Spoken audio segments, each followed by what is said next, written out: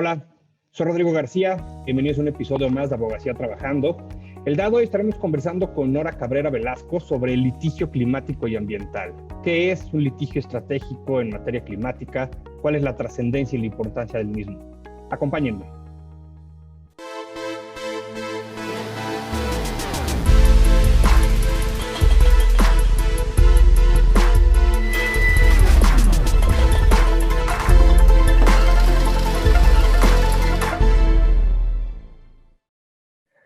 Nora Cabrera Velasco es licenciada en Derecho por el Tecnológico de Monterrey y maestra en Derecho por la Universidad Nacional Autónoma de México.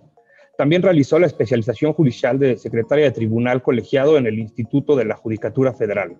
Es socia fundadora del despacho Magaloni Abogados y se especializa en Derecho Constitucional y Litigio Estratégico.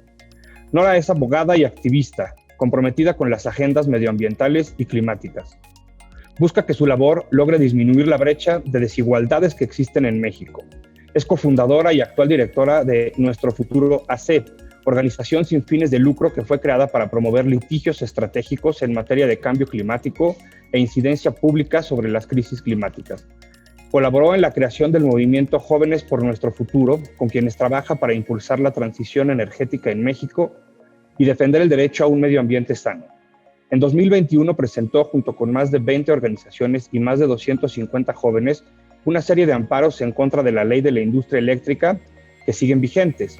Ella es la representante común de esos procedimientos. Participó como ponente en el Parlamento Abierto de la Reforma Constitucional en materia eléctrica. Nora se desempeña como coordinadora académica del Comité de Derecho Constitucional y Amparo de la Asociación Nacional de Abogados de Empresa, ANADE. Asimismo, es presidenta del Comité de Árbitros Jóvenes de la International Chamber of Commerce y representante para América Latina del ICC Young Arbitrators Forum. Es profesora de cátedra en el Tecnológico de Monterrey. Fue reconocida como una de las abogadas más influyentes de México en la edición 2021 de la revista Foro Jurídico. Nora, bienvenida a Abogacía Trabajando. Muchas gracias. Para nosotros es un gusto tenerte y poder conversar de un tema global, un tema mundial que por supuesto está en la agenda de los gobiernos, tendría que seguir, y que es sobre el cambio climático. Hablaremos sobre el litigio climático y ambiental, que sabemos, por supuesto, el cambio climático representa pues una grave amenaza, ¿no?, a la sobrevivencia en sí misma de la especie humana. Ninguna nación, por supuesto, es inmune a este cambio climático y que se ha traducido en la pérdida de vidas humanas, y el desarrollo sostenible es la única vía adecuada para prevenir y hacer frente a esta situación. Esto incluso podemos trasladarlo a otros planos, como el migratorio, en donde hoy en día es una realidad la migración climática y que se estima que para el año 2050 el número de refugiados ambientales o migrantes climáticos oscilará entre 25 millones y 1,000 millones de personas. Sin duda, entonces, el litigio climático, Nora, se ha convertido poco a poco en una herramienta crucial para complementar y acelerar los resultados de trabajo por la defensa del ambiente, el territorio y los derechos de pueblos y comunidades. Así que sin más, y por supuesto como experta en la materia, Nora, te preguntaría, ¿qué es el litigio climático y cuál es la importancia del mismo en la materia climática? Pues muchas gracias, Rodrigo. Primero, pues muchas gracias por la invitación. Me siento muy feliz de estar el día de hoy con ustedes en este programa, que la verdad escucho y que pues yo soy una fan de la barra, entonces para mí es un gusto estar el día de hoy contigo y con todo tu auditorio. Muchas gracias por la invitación. Y como bien dices, pues el tema de cambio climático es un tema muy relevante en las agendas tanto políticas nacionales como internacionales, pero también en las políticas de las empresas, en las políticas que se tienen que seguir para que tengamos un desarrollo sostenible, ¿no? Es un tema que ya ha logrado interiorizarse en la vida de la mayoría de las personas, pero que hoy por hoy es muy importante que se lleven a cabo acciones de gran impacto por la crisis que estamos viviendo en términos climáticos.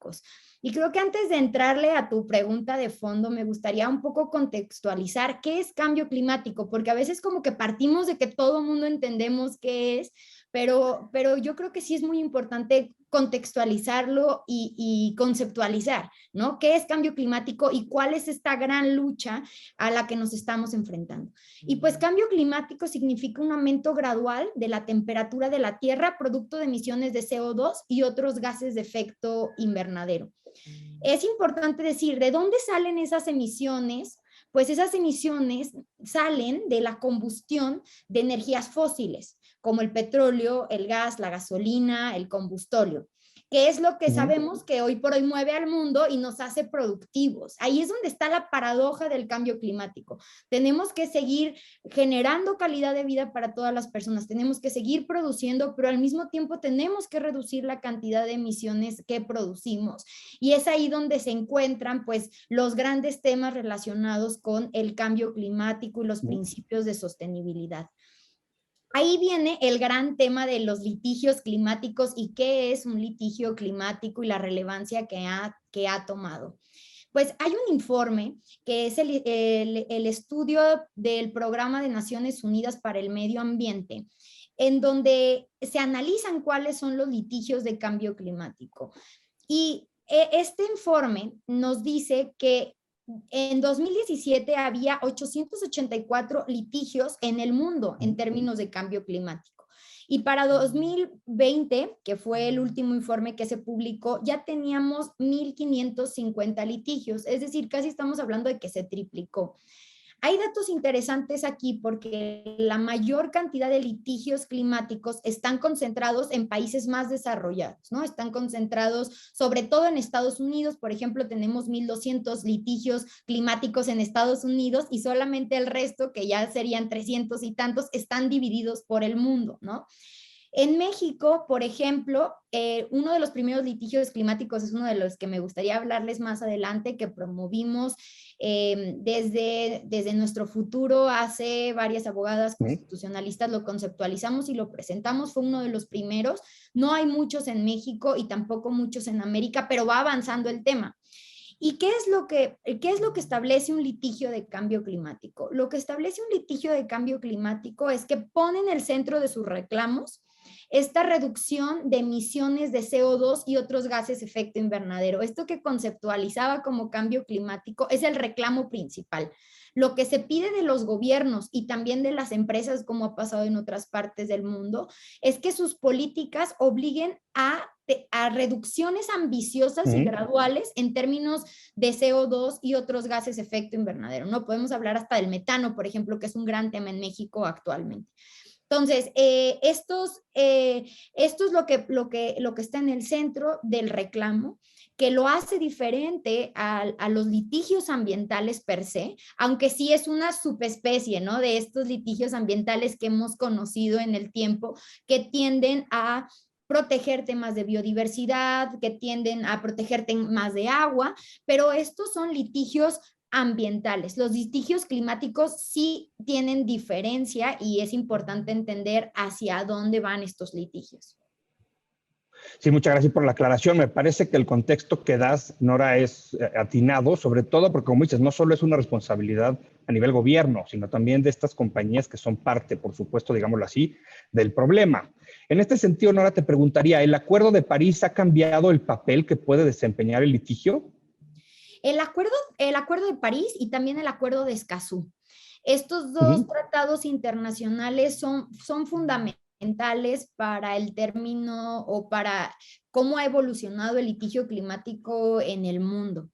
¿Por qué? Porque primero en el Acuerdo de París hubo un reconocimiento mundial de la necesidad de reducción de emisiones, de la necesidad de nombrar el tema de cambio climático y de las obligaciones de todos los países, si bien diferenciadas en relación a cuál es su capacidad para la reducción de emisiones y cuánto es lo que se contaminan, sí se habla de que todos los países tenemos obligación de establecer cuáles van a ser nuestras metas de reducción y de cumplirlas, ¿no? En el marco del Acuerdo de París hay contribuciones nacionalmente determinadas que establecen en qué sectores los países nos comprometemos a reducir esa cantidad de emisiones. En el marco del Acuerdo de París, por ejemplo, ahora con la administración Biden, como yo creo que todas y todos escucharon, Estados Unidos vuelve al Acuerdo de París e inicia con un programa muy ambicioso en términos de cambio climático y tiene billones de dólares destinados al tema de cambio climático, sobre todo en tema de transición energética en Estados Unidos, ¿no? También, y esto me gusta mucho aclararlo porque luego existe como una desinformación en el sentido de estos son temas de los países más desarrollados, pero no, hay ejemplos muy importantes de países como Sudáfrica, por ejemplo, que tiene metas muy específicas, que está trabajando en su transición energética. México también era un país muy progresista en términos de cambio climático, nada más que el problema que hemos tenido con la actual administración es que no esté ejecutando estas políticas serias en términos de cambio climático. Nos comentabas hace unos minutos, Nora, justamente que, bueno, tú junto con Nuestro Futuro AC y, por supuesto, otras organizaciones, personas, abogadas, han sido parte, digamos, del planteamiento de uno de los litigios climáticos en México. ¿Qué nos podrías decir sobre el mismo y cuál sería, por ejemplo, la importancia o la trascendencia? Sí, mira, lo que hicimos desde Nuestro Futuro hace Magalón, bueno, empezamos como Magalón y Abogadas a establecer toda esta estrategia de litigio, lo hicimos a través de Nuestro Futuro AC y más de 20 organizaciones ambientalistas que se sumaron a este juicio de amparo. Pues lo que hicimos fue localizar cuál era la política más importante en México en términos de mitigación al cambio climático, es decir, de reducción de emisiones de gases de efecto invernadero. Y esta política, la más importante, es precisamente la transición energética en el sector eléctrico, que se vio frenada al momento en el que inicia la actual administración, pues emitir ese famoso acuerdo de confiabilidad, la reforma a la ley de la industria eléctrica y todo lo que empiezan a modificar en torno a la transición energética en el sector eléctrico. Entonces, pues lo que hicimos fue reclamar la inconstitucionalidad de la ley de la industria eléctrica, pero a la luz de este tema de cambio climático, a la luz de esta es una política importante en términos de reducción de emisiones de CO2 y si se continúa con una política en donde pues no se permite transitar de energías fósiles, energías renovables, lo que hacemos es afectar esos compromisos que tenemos que cumplir para que la temperatura del planeta pues no siga aumentando, ¿no? Estamos hablando del derecho a un medio ambiente sano en su vertiente de clima seguro. Es muy importante pues conceptualizar la importancia de este derecho. Entonces pues promovimos primero un amparo en contra de la política de confiabilidad, que como ustedes ya sabrán, pues se superó, ¿no? Porque viene la ley de la reforma eléctrica y entonces en contra de la ley de la industria eléctrica promovemos 2 juicios de amparo. El primer juicio de amparo lo suscribieron más de 20 organizaciones juveniles ambientalistas. Es importante lo de juveniles porque ahí hicimos una diferenciación importante en términos de interés legítimo por generaciones futuras, exactamente, por el Que tema se involucran, además, la parte Exactamente. joven, correcto. Exactamente. Y promovimos otro amparo firmado por más de 250 jóvenes, en donde también se hace una diferenciación en términos de interés de las generaciones más jóvenes a que se garantice este derecho a un medio ambiente sano en su vertiente de clima seguro y pues que se garanticen estas políticas de cambio climático y desde ahí están conceptualizados estos litigios. Estos litigios fueron de los primeros que se subieron a la plataforma que tiene la Universidad de Columbia en Nueva York, que hace como un recuento de cuáles son esos litigios climáticos. Y pues ahí seguimos dando la batalla porque pues como sabe el auditorio, pues la batalla de la ley de la industria eléctrica todavía continúa en tribunales. Sí, quizá ahorita en un ratito más te voy a preguntar justo sobre estos amparos, pero antes te voy a hacer una pregunta, Nora, que quizá, bueno, por supuesto pueda causar por ahí a lo mejor polémica. ¿Es un ecocidio lo que estaba ocurriendo en la zona maya?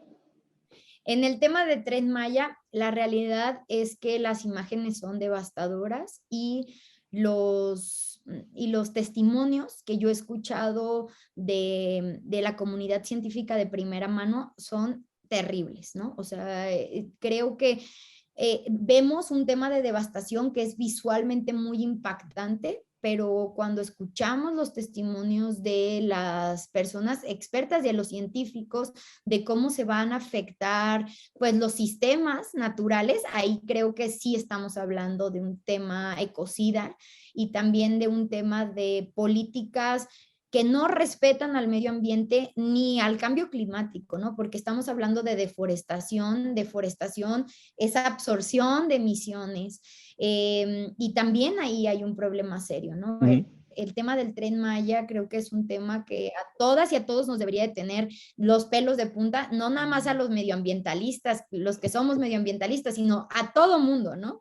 Y ahí, pues, al margen, yo creo que hoy por hoy todas y todos deberíamos de ser medioambientalistas, deberíamos de tener un compromiso bien importante en este tema, porque ya comentabas tú, para 2050 la cantidad de desplazados climáticos que vamos a tener es bestial, no vamos a tener agua, es un tema realmente muy catastrófico que deberíamos de dimensionar en todas sus dimensiones y sobre eso trabajar hoy, ¿no?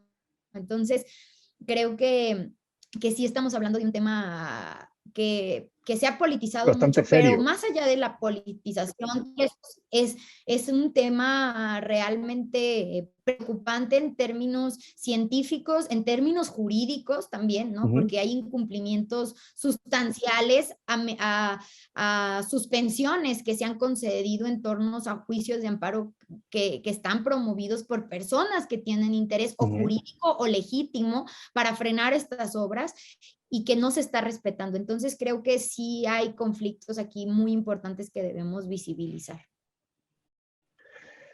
¿Y qué podrías decirnos, Nora, perdón, qué labor tenemos que hacer nosotros como sociedad civil en pro del cambio climático? Realmente Mira, aportar, o sea, para realmente no solo quedarnos de brazos cruzados y escuchar lo que a lo mejor los expertos dicen y los amparos y demás, sino también como sociedad civil, ¿qué podemos hacer para, por supuesto, al final del día, como tú dices, esta afectación es para todos?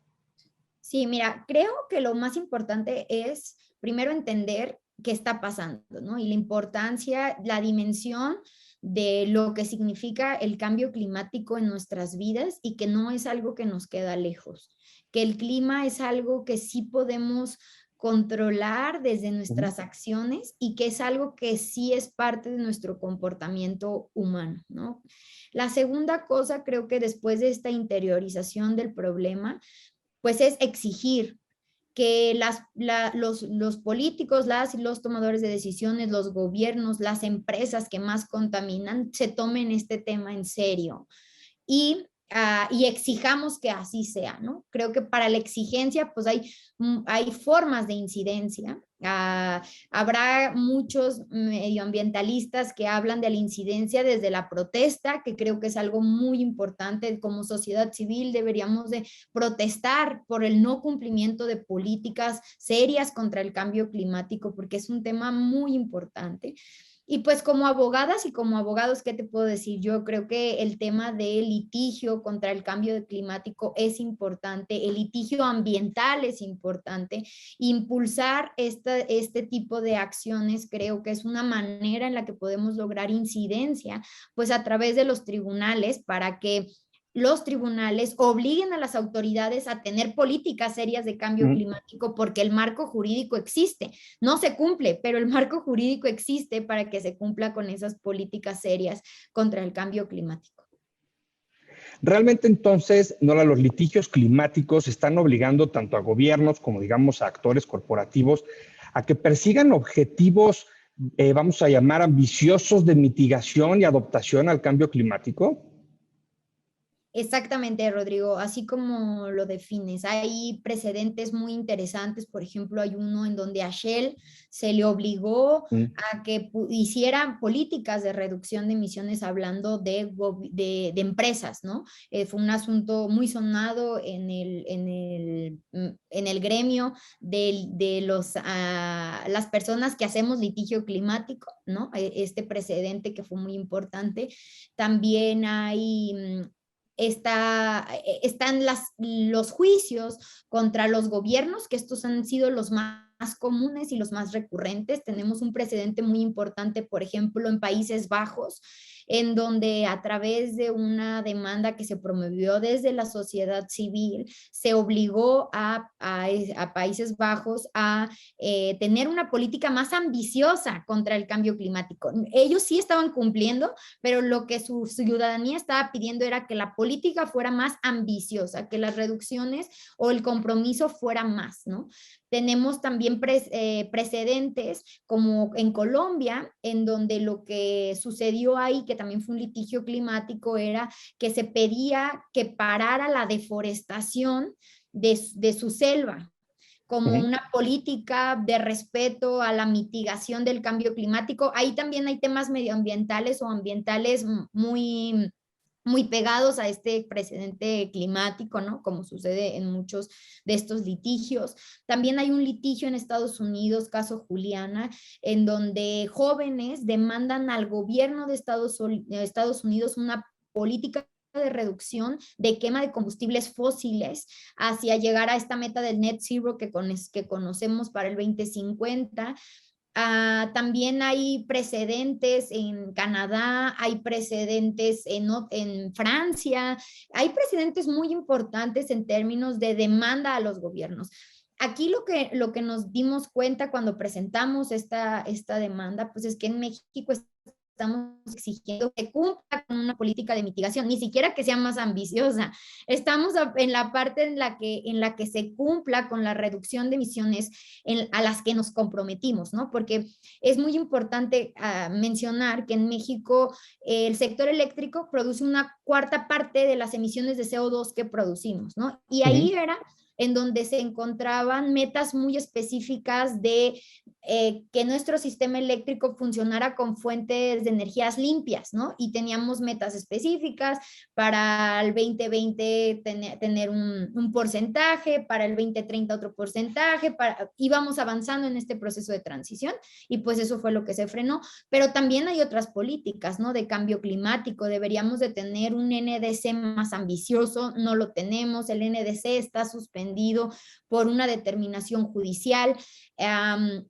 Tenemos un grave tema en términos de política de cambio climático, ¿no? También hay que decir, porque es algo que a mí me gusta decirlo, que con este gobierno se exacerbó, ¿no? El incumplimiento de las políticas de cambio climático, pero también en otros gobiernos teníamos leyes muy bonitas que no se ejecutaban del todo, ¿no? O sea, esto es algo que estas exigencias están sucediendo en todas las partes del mundo. O sea, es algo que no es solo de México, es un contexto internacional Claro. en donde necesitamos reducción de emisión de fuentes fósiles.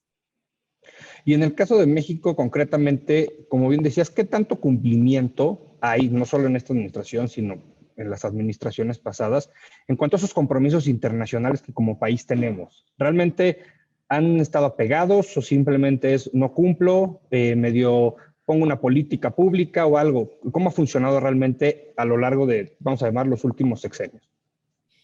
Mira, la realidad es que sí estábamos avanzando, por lo menos en términos de transición energética.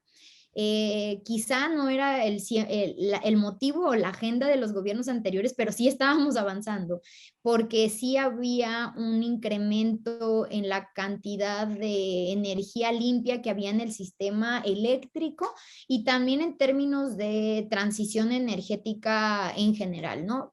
Reducción de producción de petróleo, etcétera. Es algo que creo que sí había un avance significativo. Habría un programa nacional de cambio climático que intentaba ejecutarse. La realidad es que sí había presupuesto, existía un fideicomiso para el cambio climático en México que desapareció. En México realmente en los últimos 3 años creo que sí ha habido un deterioro muy importante en términos medioambientales, en términos de cambio climático y de no tomarse en serio estos temas, ¿no? Creo Claro. que pues sí, evidentemente sí hemos tenido un retroceso importante. Y Nora, ¿cuál es el contexto internacional y la tendencia de litigio en materia de cambio climático? Es una tendencia a la alza. Ujú. Este informe que te comentaba del Programa de Naciones Unidas para el Medio Ambiente y del Centro Sabin de Derecho sobre Cambio Climático de la Universidad de Columbia refleja un aumento significativo en términos de litigios climáticos. Y ahorita el mismo centro ha crecido para buscar hacer research en todo América y en el mundo en torno a qué otros litigios hay, Ujú. incorporarlos a las plataformas que tienen, pues para hacer más sencillo hacer mucho más sencillo el análisis de las y los abogados que estamos viendo estos temas y podamos como seguir ciertas líneas en torno a qué está pasando en otras partes del mundo y poderlo emular en otros países. Creo que en México sí vamos a ser pioneras en términos de litigio de cambio climático, porque estamos impulsando pues que haya una apertura en el tema de interés legítimo para promover este tipo de juicios. Lo que nos hemos dado cuenta en los litigios en muchas partes del mundo es que uno de los principales problemas es el interés legítimo o Ujú. jurídico para impulsarlo, ¿no? Que es como, es algo tan abstracto el tema del clima que quién podría reclamarlo, porque todas y todos estamos afectados. ¿Cuál es ese interés diferente que nos permite, pues, exigir políticas de cambio climático, o si esto se lo dejamos exclusivamente a los gobiernos para que lo implementen, o si a través de tribunales podemos hacerlo, ¿no? Está este gran debate en torno a cómo vamos a exigir estas políticas de cambio climático tan importantes. Yo la verdad es que creo que en México, a través de pues varios litigios sobre cambio climático que hay, se va a poder abrir esta brecha de interés legítimo. Creo que la Corte lo va entendiendo en la discusión Ujú. que hubo en torno a la ley de la industria eléctrica. Varias de las y los ministros sí mencionaron el tema de cambio climático. Nosotras promovimos un amicus curiae junto con 38 organizaciones ambientalistas y los argumentos que pusimos en el amicus sí las retomaron las y los ministros. Entonces sí habla de que sí están dialogando con el tema de cambio climático, y pues creo que una batalla importante está en la Suprema Corte para exigir que las y los ministros dialoguen con el tema de cambio climático, interés legítimo, reducción de emisiones, y que se tomen en serio el papel histórico que tienen que jugar como ministros en el contexto de una crisis climática. Sí, totalmente. Y bueno, desafortunadamente el tiempo se nos está acabando, Nora. Me parece que, como bien comentas, hay mucho, mucho por hacer todavía. Hay desafíos y hay retos en la estrategia del litigio climático en México. Además de agradecerte el habernos acompañado, felicitarte por toda esta labor que están haciendo con el litigio, con los amparos que han promovido, para que de algún modo en México también empiece a tomar mucho más fuerza, se le exija al gobierno, se le exija a las organizaciones civiles que están a cargo de esta parte, y que de algún modo entonces creo que como sociedad podamos empezar a hacer conciencia, que como dices, me parece por ahí podemos empezar.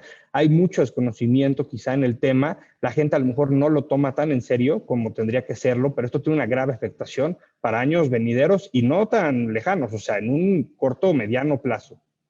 Sí, totalmente. Hay afectaciones que ya lo estamos viviendo, ¿no? El tema del agua no es coincidencia. El tema de desabasto de agua, del aumento de la temperatura en varias regiones, de más sequías, de más inundaciones, no es algo que nada más podamos decir, es un desastre natural y ya. No, eso tiene una relación directa, es cambio climático, hay que nombrarlo como eso, y hay que ponernos manos a la obra, ¿no? Creo que también las empresas, nosotros como sociedad civil, la ciudadanía en general, necesitamos tomar acciones importantes, reales y serias para lograr reducir nuestra huella de carbono, ¿no? Y yo creo que hacia allá tenemos que ir, pero pues no olvidemos que los que más contaminan, más emisiones generan, tienen mayores compromisos, y pues es nuestra labor también exigir que ellos lo hagan, ¿no? Entonces, creo que ahí está una batalla muy importante, y pues nuevamente agradecerte el espacio, y espero que haya muchas y muchos interesados en este tema. Acérquense a nosotras, a nuestro futuro, y todas las y los abogados que estén interesados en conocer más de esto, pues ahí encontrarán un lugar en donde podemos dialogar sobre sus preocupaciones. Al contrario, Nora, muchas gracias nuevamente a ti, felicidades por toda esta labor. Gracias a ustedes por habernos acompañado en un nuevo episodio.